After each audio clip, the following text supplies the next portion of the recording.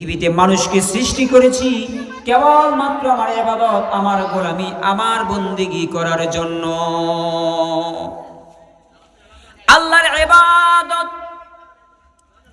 ইবাদত বন্দেগী করার জন্য আল্লাহ রাব্বুল আলামিন এই পৃথিবীতে আপনাকে আমাকে সৃষ্টি করেছে। আল্লাহ তাআলা পৃথিবীতে আপনাকে আমাকে সৃষ্টি করেন নাই।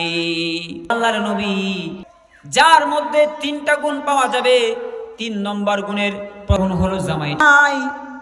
সারা দিনে একবার, দৈনিক একবার কোরআন শরীফ খতম। আল্লাহর নবী এই গুণ 3 গুণ আমার মধ্যে বিদ্যমান। একজন হাফসি গোলাম সাহাবী হাত উঠিয়ে বলল, আল্লাহর নবী, রব্বুল আলামিন বলেন এই পৃথিবীতে যখন আমার বান্দা থাকে, ওই বান্দার চতুর্দিকে আমি আল্লাহ পাকের নিয়ামতে বেষ্টিত থাকে। এই জন্য সবসময় শুকরিয়া আদায় করতে হবে। আজকে আপনাদের এলাকার জন্য সবচেয়ে শুকরিয়ার বিষয় হলো এই মাহফিল। এই মাহফিল হলো কেন?